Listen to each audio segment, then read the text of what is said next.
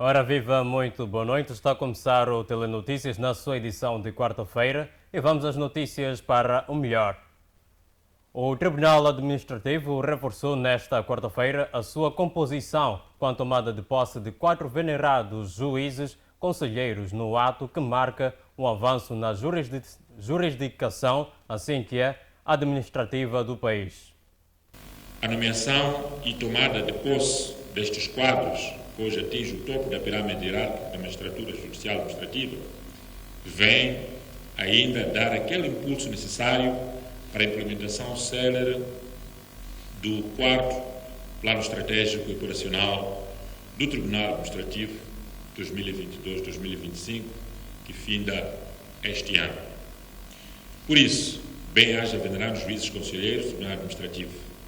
Vocês fazem parte da gesta de compatriotas que dão provas claras de que a competência, também comprovada, provada em concurso público, bem como a meritocracia, devem servir de base para o crescimento da carreira profissional. O princípio da meritocracia é para nós uma pedra basilar para o acesso a diversas oportunidades de emprego e trabalho que o nosso país oferece. É igualmente um fator determinante para a melhoria de qualidade de serviços prestados pela nossa administração pública no seu sentido mais amplo. Cara família da jurisdição administrativa aqui presente, a quando da nossa investidura na chefia do Estado moçambicano, afirmamos que almejamos um sistema de justiça verdadeiramente independente, eficiente e acessível, onde os juízes tenham a liberdade de tratar qualquer tipo de caso sem qualquer tipo de interferência. No âmbito da materialização deste nosso desiderato, partilhamos a nossa visão imediata para a jurisdição administrativa, que assenta, entre outros, no trabalho conjunto do Tribunal Administrativo, com vista à criação do Tribunal de Contas e a transformação deste órgão de soberania em Supremo Tribunal Administrativo. É neste esteio que como bem disse Sua Excelência o Presidente da República, está identificado o mal, agora é preciso combatê-lo. Então, o que nós vamos fazer é apoiar neste combate. Falamos agora sobre o novo governo que anunciou na passada terça-feira que realizará o pagamento do 13º salário, distribuídos em 50% para funcionários públicos e 100% para os pensionistas. Ministros e deputados foram excluídos desta medida. Após a tomada de posse do novo executivo de Daniel Chapo, o mesmo tomou a decisão de pagar o 13º salário com a exclusão de ministros, deputados, governadores e PCAs, o que contraria o governo anterior. Bem, relativamente a esta questão ou a esta nova decisão, perante a decisão do anterior ministro, eu acho que é uma decisão nada mais que justa, até porque o governo cessante tinha anunciado sim que pagaria o 13º salário e ao fim do seu mandato anuncia logo a sua retirada que não pagaria o 13º salário. Para mim esta decisão não caiu muito bem, ainda que tenham aqui questões econômicas que poderiam ter condicionado a esta decisão. Eu acho que o Estado tinha sim a possibilidade de garantir esforços para que o 13º salário fosse pago. Numa entrevista com a analista Telma, no que diz respeito à decisão do então Ministro da Economia e Finanças do governo anterior sobre o pagamento do 13º salário, a mesma acredita que a decisão do atual Executivo é nada mais, nada menos que justa.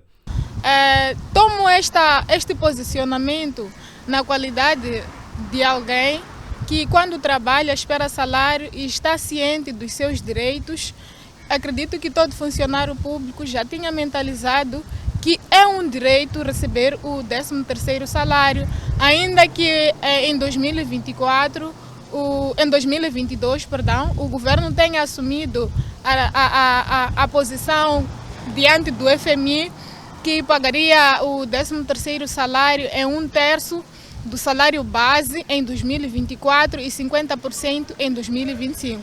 Nós já assumimos que eles já tinham consciência de que o pagamento do 13º salário seria nestes moldes. No entanto, o funcionário vê o seu direito a ser retirado e sendo colocado em condicionalismos. Na ocasião, afirmou que a decisão do atual governo é um passo bem dado e que a mesma mostra uma responsabilidade relativamente ao governo anterior. Bom, eu gosto de dar o benefício da dúvida, mas para mim já é um passo que mostra uma certa responsabilidade por parte do governo diante das palavras outrora anunciadas pelo novo presidente, o Daniel Francisco Chapo, quando ele disse que estaria pronto para responder às necessidades e às inquietações de todo o povo moçambicano. Então, o povo moçambicano não se refere apenas ao cidadão comum, refere-se também ao servidor público. Já é meio caminho andado quando temos esta decisão e podemos dar o benefício da dúvida de que pode sim haver algumas surpresas que de alguma forma possam satisfazer o povo e todos os servidores públicos durante estes 100 dias que são os primeiros 100 dias da sua governação. A analista ressalta que pode-se dar o benefício da dúvida ao novo governo, sobretudo porque é início do novo mandato e o mesmo começa com a quebra de um paradigma. Bem, será que podemos dar o benefício de dúvida ao atual governo? Bem, penso que sim, mas este sim, é claro que é um sim que tenho que afirmar com muitas reservas, porque estamos a falar de um governo que, perante os olhos do povo, já deixou muitas fissuras. Estamos a falar de um governo que assumiu o poder desde a independência de Moçambique e sempre foi feito de várias promessas. Já é o início de um novo mandato em que o governo já inicia com a quebra de um paradigma. Já tínhamos recebido uma decisão clara de que não se pagaria o 13º salário, contudo foram feitos esforços para que o tal 13º salário fosse pago. Então, neste contexto, é possível sim dar o benefício da dúvida e pensar que o novo governo talvez tenha a ideia de pensar na inclusão, de pensar numa distribuição equitativa das receitas do Estado, porque se nesta medida consegue excluir os dirigentes, neste caso os deputados e os outros políticos, no meio desta decisão do pagamento do 13º salário, queremos assumir que o governo está a tentar tomar a atitude de ser exemplar quando se trata de um sacrifício em prol do bem comum. Obrigada. Vamos agora viajar para a província de Nampula, mais concretamente no sul daquela mesma província, onde pelo menos 4 pessoas morreram, vítimas de afogamento no distrito de Angoche. Pelo menos 4 pessoas morreram no distrito costeiro de Angoche vítimas de afogamentos. 2 são adolescentes, igual número de idosos. De acordo com Abílio Chinai, porta-voz do Serviço Nacional de Salvação Pública, disse que as vítimas perderam a vida quando tentavam atravessar os rios. 5 casos, em que esses 5 casos resultaram-se em óbito, concretamente no distrito de Angoche, quando fomos comunicados, atendendo e considerando que este ano nós tivemos a passagem de 2 ciclones, o primeiro e o segundo. O ciclone Cleide é lá onde nós tivemos registro de 5 casos, aliás 4 casos que resultaram com óbito. Na Vitória foram 2 casos em 2 idosos e ainda no mesmo distrito também tivemos 2 casos de 2 menores de 4 anos de idade. Para evitar que casos de género voltem a acontecer na província de Nampula, o Sensab está a levar a cabo um trabalho de sensibilização junto às comunidades.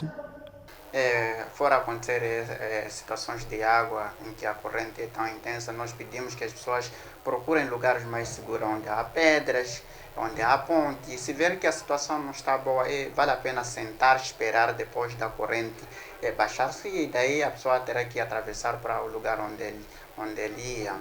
De realçar que a época chuvosa, para além de causar mortes, também provocou danos materiais em infraestruturas públicas e privadas. Arrancou à escala nacional nesta quarta-feira o processo de exames de admissão ao ensino técnico profissional em todo o território, no Instituto Industrial. Esperam que sejam admitidos 7 mil novos ingressos de um total de 23 mil candidatos. No âmbito da seleção de candidatos para o ingresso ao ensino técnico profissional no ano letivo de 2025, decorrem em todo o país de 29 a 31 de janeiro corrente a realização dos exames de admissão. Na ocasião, o representante do Ministério de Educação e Cultura, Jaime Gani, contou à nossa equipa de reportagem que dos 30 mil candidatos esperados, inscreveram-se 23.298, onde o maior número de candidatos procura qualificações no ramo industrial, destacando-se os cursos de eletricidade industrial, agropecuária e mecânica industrial. Em termos gerais, nós este ano temos 23.298 candidatos que concorrem para 7.850 vagas.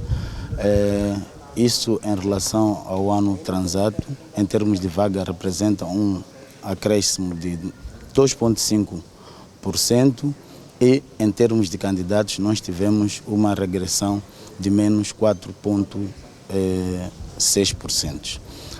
Onde perceber que nós realizamos as inscrições entre novembro e dezembro, e este período nós tínhamos manifestações que inviabilizaram de algum modo alguns candidatos a se fazerem presente às inscrições. Para colmatar e tentar reduzir o impacto disso, prorrogamos as inscrições por mais 15 dias. E conseguimos um número significativo. A nossa meta era ter cerca de 30 mil candidatos para este ano. Cômputo geral, continuamos a ter maior procura para as qualificações do ramo industrial, destacando-se a qualificação de eletricidade industrial, que tem mais cerca de 6.500 candidatos, seguido da qualificação de agropecuária, com mais de 5 mil candidatos, e de mecânica industrial, com mais de 3 mil candidatos. Ademais, Gani acrescentou ainda que para o presente ano letivo não houve acréscimo de qualificações, mas brevemente terá a qualificação para frios e refrigeração. Não adicionamos novas qualificações, mas pretendemos, a breve trecho, oferecer a qualificação de frios e refrigeração. Está-se a fazer tudo a nível técnico para que isso seja presente. Já temos os equipamentos instalados a nível da Escola 1º de Maio, aqui na cidade de Maputo, e vamos introduzir essa qualificação que não está no quadro nacional de qualificações. Jaime Gani disse também que medidas estão em curso de forma a incentivar a participação da mulher na procura destas qualificações. Há um trabalho que tem sido feito não só a nível desse instituto, mas a nível de todos os institutos, e quer a nível do Ministério, a nível dos serviços provinciais de ação social, para conseguir ter mais mulheres especificamente nas qualificações do ramo industrial. E a tendência é sempre crescente. nós tínhamos cerca de 23,9% de mulheres no ramo industrial. Este ano temos um número de candidatos do gênero feminino superior, mais de 30% se candidataram, o que nos mostra que haverá uma tendência de subir. Nós temos feito, para além desses esforços de divulgar em parceria com várias indústrias, várias empresas do setor produtivo, temos feito um esforço adicional. Por exemplo, nós temos para o ramo industrial 10% de vagas destinadas às mulheres. São 10%. Que é só para mulheres, para incentivar, porque a indústria também, do ponto de vista de equidade do gênero, tem procurado para essas qualificações e essas áreas mais mulheres. Valdemiro Ricardo, candidato ao curso de Eletricidade Industrial, revelou-nos que não estava preparado para fazer os exames. Para sua sorte, hoje não era o dia no qual devia fazer os mesmos. Expectativas são maiores, posso assim dizer. Eu vim mais para... Eu julgava mesmo que faria os exames hoje, mas como pude vir descobrir aqui que não é de fazer hoje, faria amanhã. Então, ainda tenho mais tempo para poder me preparar melhor para os exames. E agradecer mais essa oportunidade, porque de facto não estava tão preparado para hoje. Eu só vim porque tinha que cumprir o calendário, mas não estava tão preparado para poder fazer os exames tão bem assim. Vamos agora para a capital do país, onde o Conselho Municipal, em colaboração com o Gabinete de Desenvolvimento Estratégico e Institucional, pretende dar início ao projeto de construção de sanitários públicos no terminal da Junta, Paragem do Jardim e do Missão Roque, pelo que, em conferência de imprensa, explica o mesmo anúncio. As obras surgem, segundo o vereador, para criar melhores condições de conforto dos munícipes, com foco para o terminal da Junta, Paragem do Jardim e Paragem da Missão Roque, orçadas em mais de 17 milhões de meticais, sendo cerca de mais de 5 milhões cada sanitário, financiados pelo Banco Mundial. Na ocasião, o vereador admite que o valor chocou algumas pessoas. O valor da adjudicação é 17.747.555 meticais e 37 centavos. Aparentemente, este valor chocou algumas pessoas que não percebem naturalmente como é que se chegou a este valor. De referir que este projeto está enquadrado no âmbito do projeto de transformação urbana de Maputo, que é um projeto financiado pelo Banco Mundial e que está orçado em 100 milhões de dólares norte-americanos. Este projeto tem em vista a melhoria das condições de vida dos munícipes e abrange, além de espaços públicos, a questão do saneamento do meio, saneamento urbano, como também a questão de melhoria das condições de vida em 20 bairros do município de Maputo. O vereador João Muguamba garante que o concurso está a ser transparente. O valor da adjudicação está 21% abaixo da estimativa de custo e 6% abaixo da média das propostas recebidas no âmbito deste concurso. Portanto, tratou-se de um concurso público transparente, respeitando as normas e diretrizes estabelecidas pelo financiador, portanto o Banco Mundial, e pela legislação do concurso público nacional. O coordenador do projeto de transformação urbana de Maputo, Victor Mabeia, fala sobre os materiais que poderão compor os sanitários e destaca que os mesmos não estão disponíveis no solo nacional.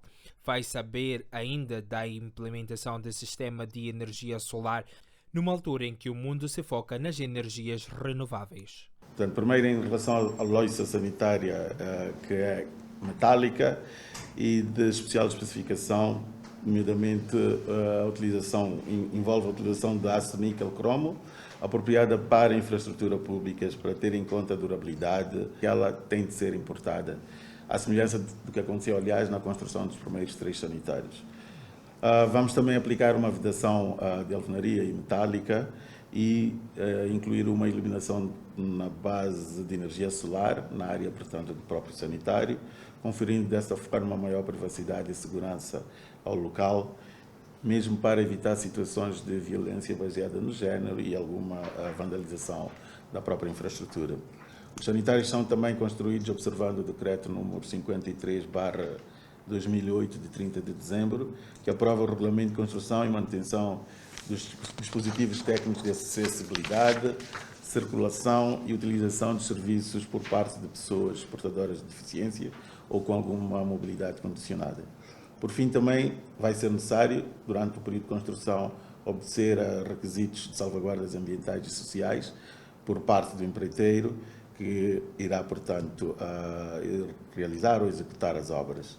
A quando da conferência de imprensa, destacou-se que os sanitários já construídos em destaque estão na Malanga, Avenida 24 de Julho, Chipamanini, e agora os novos vão se beneficiar de sistemas para pessoas com deficiência. Como foi aqui referido, os sanitários são dotados de capacidade para atender também a pessoas com mobilidade condicionada. E por isso,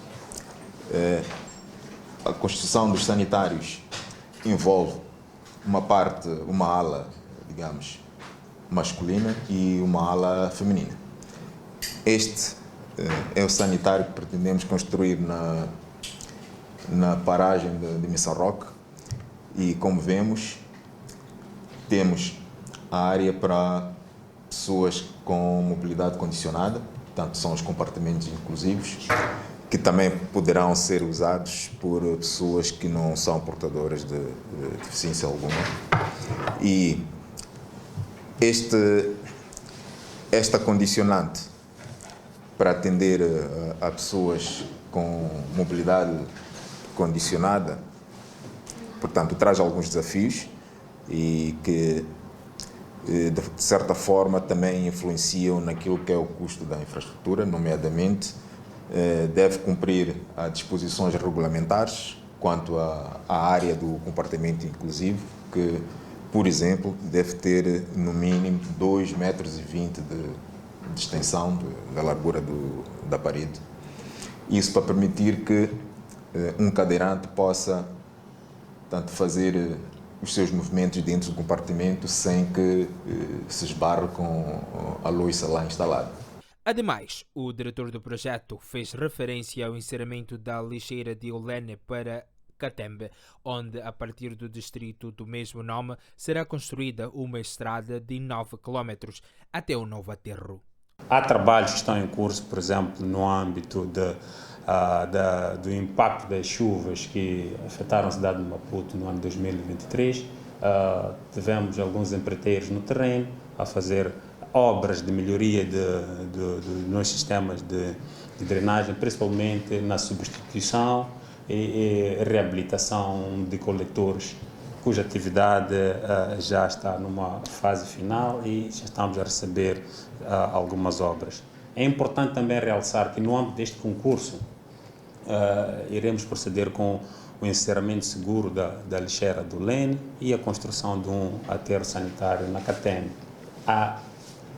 Atividades já estão em curso, foi lançado também um concurso para a contratação do empreiteiro para a construção de uma estrada de 9 km que vai ligar com o Distrito Municipal da Catembe até a zona em que se propõe a construção deste aterro sanitário. Então, de forma resumida, era para dizer que há atividades já em curso no âmbito deste projeto e que esta questão de sanitário não começa agora. Nós entendemos que há muitas outras ações que precisam ser realizadas, problemas que precisam ser resolvidos, mas o projeto já tinha identificado as suas componentes, as atividades prioritárias e nós estamos a avançar neste sentido para a melhoria das condições.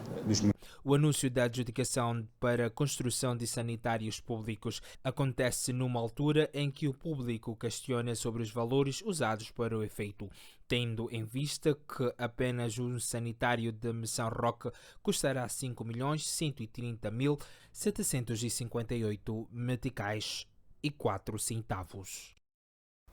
Vamos agora ainda na Zona Norte, aliás, como eu dizia, vamos agora ainda na Zona Sul do país, mais concretamente na cidade de Inhambane, onde foram empossados hoje os novos diretores provinciais que farão parte do Conselho Executivo daquela província. Na ocasião, o governador de Inhambane, Francisco Pagula, exortou aos mesmos a imprimirem dinâmicas e celeridade, de modo que cada setor dê um contributo significativo para o desenvolvimento daquela província.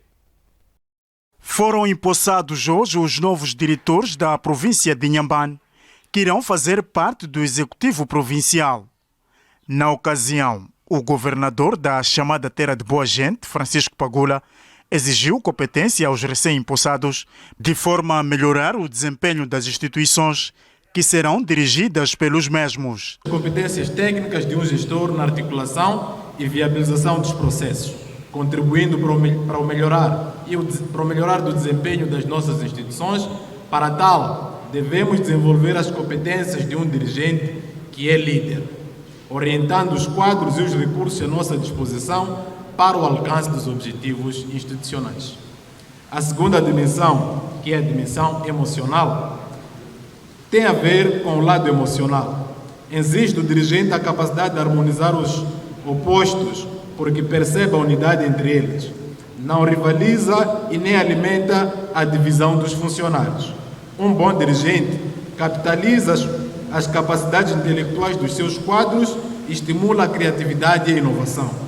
Daí que exortamos aos empossados a marcarem a diferença. Samuel Júnior foi empossado a cargo de diretor provincial de turismo e avançou que já existem planos em manga. Sistematizar esses elementos que nós temos, que constituem as nossas potencialidades. É também fazer a identificação daquilo que são os locais históricos e culturais na nossa província. Sistematizar, como dizia, é um pacote para que aquele que precisar de compor roteiros turísticos possa o fazer. Ao se compor roteiros turísticos, estaremos a resolver um dos grandes problemas que está ligado com a necessidade de diversificação do produto turístico. Se for a saber, o nosso turismo, por enquanto, é de sol e praia. Isto leva com que as pessoas convenham para que não leve muito tempo, porque não vai ser todos os dias que vão ir à praia. Por um lado. Outro lado é que vamos garantir a profissionalização dos agentes de turismo, de forma particular os guias de turismo, que vão ser esses que, por um lado, vão garantir a maximização da experiência turística dos turistas que vão visitar cá. Francisco Pagula exortou aos recém-empossados a imprimirem dinâmica e celeridade nas funções que foram incumbidos, de modo que cada setor dê um contributo significativo no plano quinquenal do governo. Nesta conformidade, cada um de vós, hoje empossado, juntamente com as respectivas equipes de trabalho que vão encontrar, devem imprimir maior dinâmica e celeridade às funções, para que as quais foram incumbidas, realizando com zelo, dedicação, abnegação e inovação as atividades institucionais, de modo com que cada setor dê um contributo cada vez mais significativo ao cumprimento do objetivo central do programa quinquenal do Governo 2025-2029. Aos gestores que forem se envolver em atos de corrupção ou gestão danosa da coisa pública, Pagula promete mão dura contra os mesmos. Depois desta nota de reportagem que dá conta da cerimônia de empossamento de novos diretores provinciais em Inhambane, vamos a um brevíssimo intervalo. Não saia daí, até já.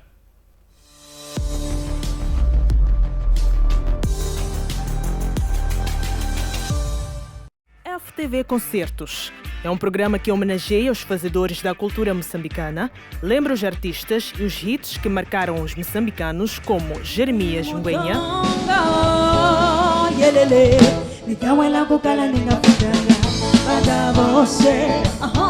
Stuart Sukuma,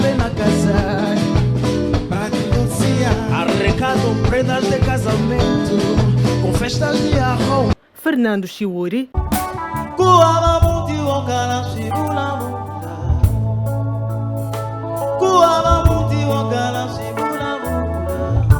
E muito mais. Não perca o programa FTV Concertos, todos os domingos pelas 15 horas, aqui na FTV.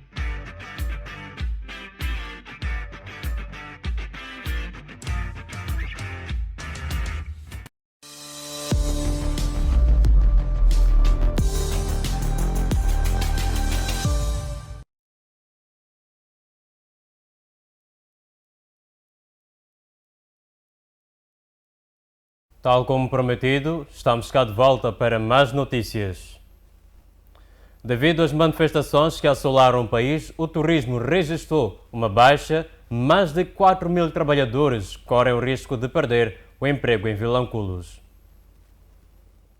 Os meses de outubro, novembro e dezembro de 2024 e janeiro de 2025 deveriam ser os meses de pico para o turismo em Vilanculo, com a previsão de chegada de milhares de turistas.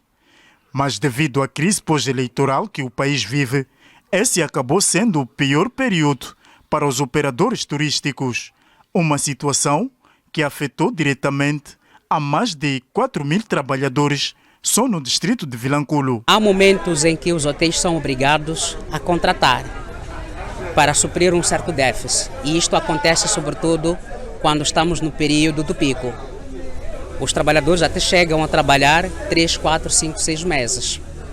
Mas existem aqueles que são permanentes.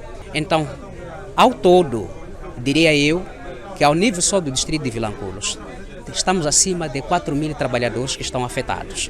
Portanto, uma situação muito difícil, de incerteza, de desespero, e isto não nos deixa felizes. Sem clientes e sem dinheiro a entrar nos cofres, os gestores hoteleiros foram obrigados a tomar medidas para reduzir os custos operacionais enquanto a crise prevalece. Algumas medidas que estão sendo tomadas para, segundo eles, racionalizar os custos financeiros.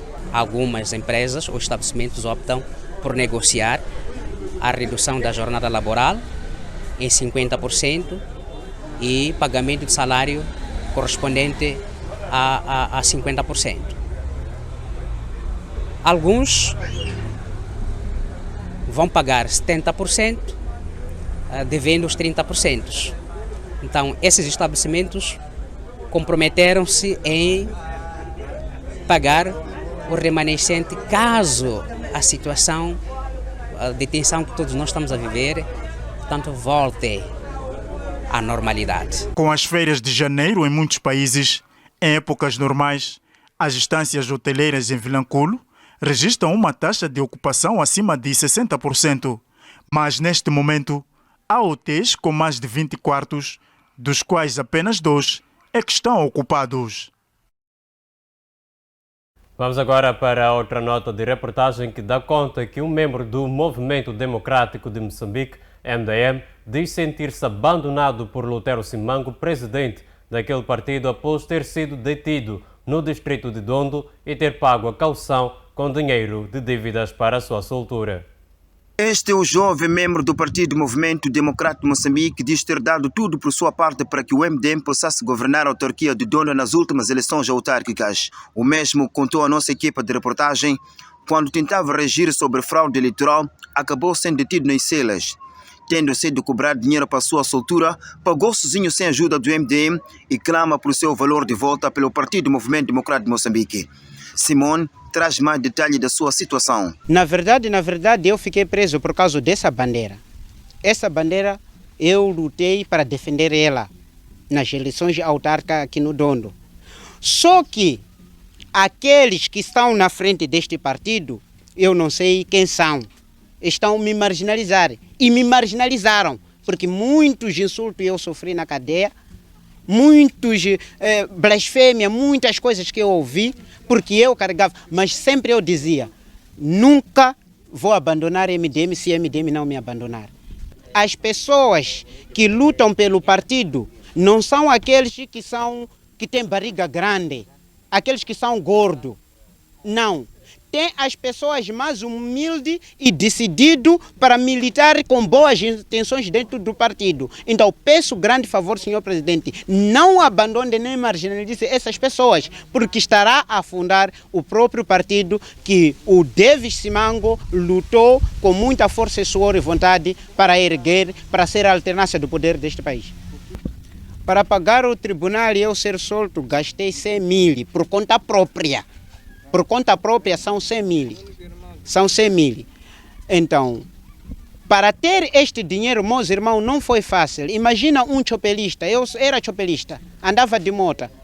Neste momento, não preciso ser pago porque eu sofri, porque muitos têm sofrido na cadeia. Não quero benefício, dizer que não, tenho que ficar rico porque sofri. Não, preciso que a MDM devolva os 100 mil que prometeu ia me dar, aqueles que eu paguei pela minha libertação, pelo problema que eles me colocaram, porque me colocaram.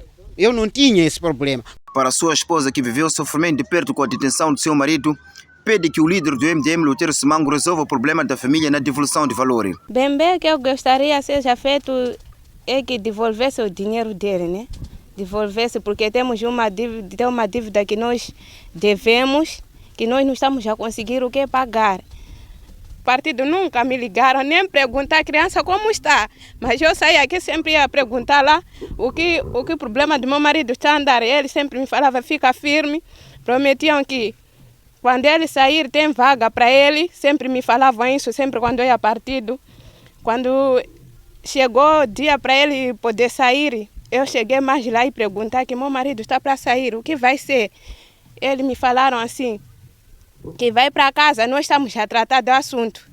Dia seguinte eu saí com meu cunhado, fomos até lá no tribunal e fui atendido, fui falado assim que vocês se não trazer esse dinheiro aqui, teu marido vai ser condenado a 7 anos de prisão. Eu fiquei aquilo aí, meu Deus, o que eu faço? Eu cheguei aqui em casa, falei para meu cunhado, aqui não tem mais o que nós vamos fazer, porque partido, desde que meu marido entrou na cadeia, eles nunca fizeram nada, nunca ligaram. E vendi congelador, vendi televisor e a moto para ele poder sair. A nossa equipa de reportagem contactou a liderança do MDM em Sofala para sua reação, onde garante que a qualquer momento vão reagir. Mendes Mundai, província de Sofala. Vamos agora arrumar para o norte do país, especificamente na província da Zambésia, onde durante o ano passado foi registrada uma mudança ou redução de casos de cidadãos estrangeiros repatriados para os seus países de origem em 7%, quando comparado com o igual período de 2023, que foram registrados 150 casos contra os 140 de 2024.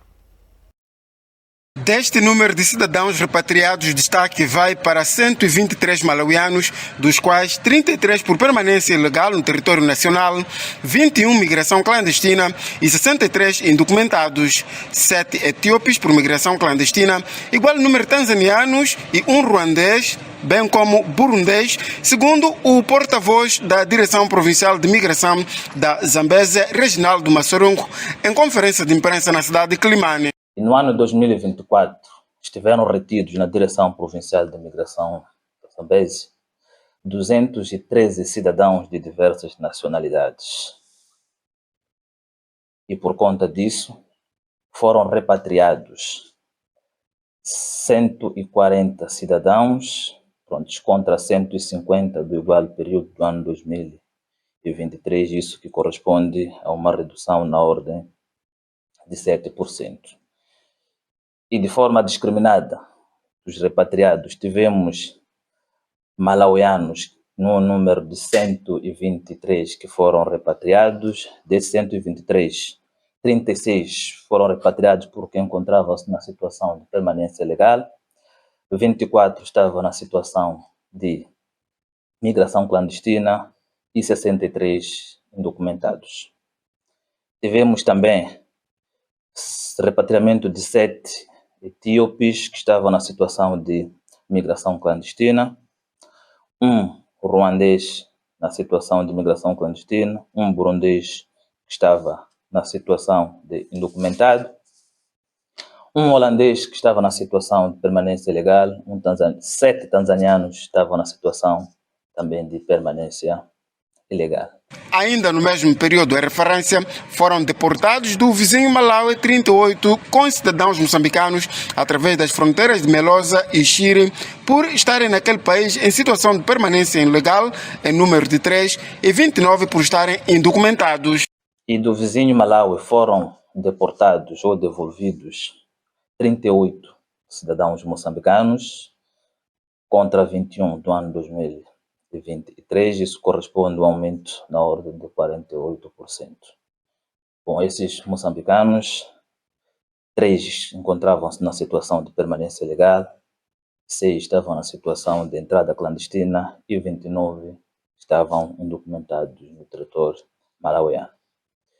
Ainda na componente de fiscalização, foram acompanhados 9 cidadãos estrangeiros que encontravam-se retidos aqui. 5 eram sul-africanos que estavam na situação de prática de atividades na base de visto inadequado. Esses foram acompanhados para o posto de travessia de Ressano Garcia, a fim de serem repatriados. A província da Zambésia dispõe de 3 principais pontos migratórios, que são as fronteiras de Melosa, em Milange, Xiri, Murumbala e Marítima, em Pebani, na costa da província da Zambésia. E voltamos para a capital do país, onde o Serviço Nacional de Investigação Criminal, CERNIC, deteve 3 indivíduos indiciados pela prática dos crimes de falsificação de documentos, burla agravada e associação criminosa no processo de compra e venda de uma viatura. Os 3 indiciados são acusados de envolvimento em crimes relacionados a uma viatura que custava cerca de 12 milhões de meticais. Um dos indiciados refuta as acusações que recaem sobre si. No dia 27 de janeiro do ano em curso, o CERNIC Cidade, em cumprimento de um mandado de captura judicial, deteve 3 cidadãos nacionais indiciados na prática de crimes de falsificação, burla agravada e associação criminosa, onde a vítima queixa contra um destes 3 cidadãos pelo fato desta vítima ter confiado a sua viatura de marca Toyota Fortuna, não é, avaliada em 2 milhões e 650 mil meticais. Neste processo de venda desta mesma viatura, este confiado entregou esta mesma viatura a uma segunda pessoa para que efetuasse a venda da mesma. E este transferiu um valor de 100 mil meticais para o proprietário da viatura como sinal, né? E garantiu-lhe que o pagamento do valor remanescente, neste caso os 2 milhões 550 mil meticais, seriam pagos dentro de uma semana, fato que não ocorreu. Sucede então que nesta aquisição da viatura por parte deste terceiro membro, a situação não ficou muito bem clara. Sem se identificar, o mesmo afirma que já conhecia um dos indiciados e quem terá orquestrado o esquema é, supostamente, um agente que teria inveja de si. O mesmo também nega que a viatura seja roubada. Já conhecia um deles. Dizem que tinha com ele. Só vende carros, comprava carros com ele. Eu comprei uma viatura. É crime comprar algo? Não. Então? Mas esta viatura era roubada? Não. Agora, o porquê da dificuldade de declarar à imprensa que você comprou uma viatura legalmente? De onde é que veio a questão de que a viatura é roubada? Não, nós questionamos o porquê de nos complicar. Você sabe que está aqui legalmente. Esta é a primeira vez que faz esse tipo de negócio? Não sei se percebeu, nós estamos numa instituição de polícia, né? Então acusa-se aqui ao senhor ter participado aqui, ter falsificado alguns documentos na venda desta viatura ou na transação da venda desta viatura. O que é que tem a dizer? Confirma o que a polícia está a dizer? Já disse que não. Então o que é que aconteceu? Qual é a sua tese? Ainda que em breves linhas, mas qual é a sua tese? Disse que estava preso, detido injustamente. Qual seria o interesse da CERNIC em falsificar os documentos para injustiçá-lo? O agente que está em frente desse processo me conhece. Trata-se de um E ele quis me prejudicar. E organizou o processo para me prejudicar. Ele me conhece, ele sabe que eu comprei a viatura. A viatura não é roubada, a viatura estava à venda. Me foi atrás da viatura, vi a viatura, gostei, colocaram um preço e eu paguei pelo preço da viatura. Simples quanto isso. E o Cernic afirma: este indivíduo, ele é indiciado, né, na prática, conforme já tinha dito anteriormente, na prática de crimes de falsificação, de burla. O papel que este indivíduo desempenhou foi de receber esta viatura, né, para efetuar a venda da mesma. E fato muito estranho, não é?